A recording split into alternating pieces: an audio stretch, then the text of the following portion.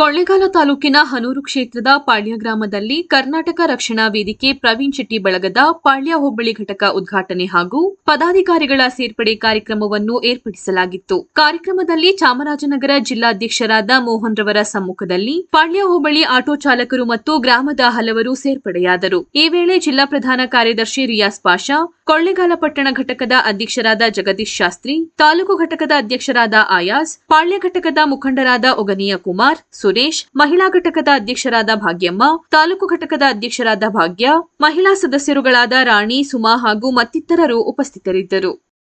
ಚಾಮರಾಜನಗರ ಜಿಲ್ಲಾಧ್ಯಕ್ಷರು ಇವತ್ತೇನು ಪಾಳ್ಯ ಗ್ರಾಮದಲ್ಲಿ ಆಟೋ ಘಟಕ ಹಾಗೂ ಕನ್ನಡ ರಾಜ್ಯೋತ್ಸವ ಕಾರ್ಯಕ್ರಮ ಅದ್ದೂರಿ ಕಾರ್ಯಕ್ರಮವನ್ನು ಈ ಭಾಗದ ಯುವ ಮಿತ್ರರು, ಸಂಘಟನೆಯ ಚತುರರುಗಳು ಹಾಗೂ ನಾಡಪ್ರೇಮ ಹೊಂದಿರತಕ್ಕಂಥ ಕನ್ನಡದ ಕಟ್ಟಾಳುಗಳು ಇವತ್ತೇನು ಈ ಭಾಗದಲ್ಲಿ ಒಂದು ಕನ್ನಡ ರಾಜ್ಯೋತ್ಸವ ಆಚರಣೆಯನ್ನು ವಿಜೃಂಭಣೆಯಿಂದ ಮಾಡಿರುತ್ತಾರೆ.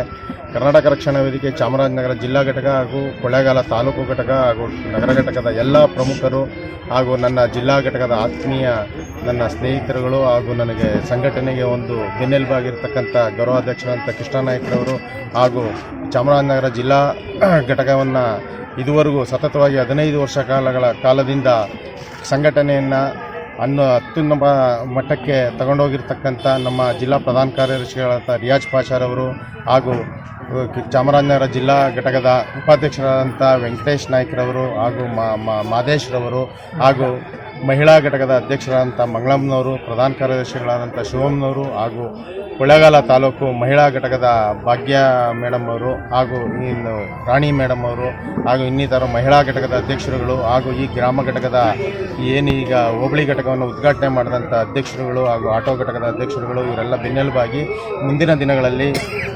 3,000 ವರ್ಷಗಳ ಇತಿಹಾಸವುಳ್ಳಂಥ ಕನ್ನಡದ ಒಂದು ಏಳಿಗೆಯನ್ನು ಮುಂದಿನ ದಿನಗಳಲ್ಲಿ ಇವರು ನಡೆಸ್ಕೊಂಡು ಹೋಗಬೇಕು. ನಾಡು, ನೆಲ, ನುಡಿ, ಭಾಷೆ, ಜಲಕ್ಕೆ ಧಕ್ಕೆ ಆದಂಥ ಸಂದರ್ಭಗಳಲ್ಲಿ ಇವರೆಲ್ಲರೂ ಕೈ ಜೋಡಿಸಿ ಹೋರಾಟ ಮಾಡುವ ಮುಖಾಂತರ ಈ ಕನ್ನಡ ನೆಲ, ಜಲಕ್ಕೆ ನ್ಯಾಯ ಕೊಡಿಸುವಂಥ ನಿಟ್ಟಿನಲ್ಲಿ ಕೆಲಸ ಮಾಡಬೇಕು ಅಂತ ಈ ಮಾಧ್ಯಮ ಮಿತ್ರರು ಹಾಗೂ ಗ್ರಾಮ ಘಟಕದ ಎಲ್ಲ ಸಹೋದ್ಯೋಗಿ ಮಿತ್ರಗಳಲ್ಲಿ ಮನವಿಯನ್ನು ಮಾಡ್ತಾ ನನ್ನ ಈ ಕಾರ್ಯಕ್ರಮಕ್ಕೆ ಕರೆದು ನಮ್ಮೆಲ್ಲರಿಗೂ ಒಂದು ಅಭಿನಂದನೆಗಳನ್ನು ಸಲ್ಲಿಸುವ ಮುಖಾಂತರ ಕನ್ನಡಕ್ಕೆ ಶಕ್ತಿಯಾಗಿ ನಿಲ್ತೀವಿ ಅನ್ನೋ ಒಂದು ಪ್ರಮಾಣವನ್ನು ಈ ಸಂದರ್ಭಗಳಲ್ಲಿ ಮಾಡಿರ್ತಾರೆ. ಅದಕ್ಕೆ ನಾವೆಲ್ಲ ಚಿರಋಣಿಯಾಗಿರ್ತೀವಿ. ಮುಂದಿನ ದಿನಗಳಲ್ಲಿ ಎಲ್ಲ ಈ ಹೋರಾಟಕ್ಕೆ ನಾವು ಬೆನ್ನೆಲುಬಾಗಿರ್ತೀವಿ ಅಂತ ಹೇಳುವ ಮುಖಾಂತರ ನನ್ನ ಮಾತನ್ನು ಮುಗಿಸ್ತೀನಿ. ಜೈ ಹಿಂದ್, ಜೈ ಕರ್ನಾಟಕ.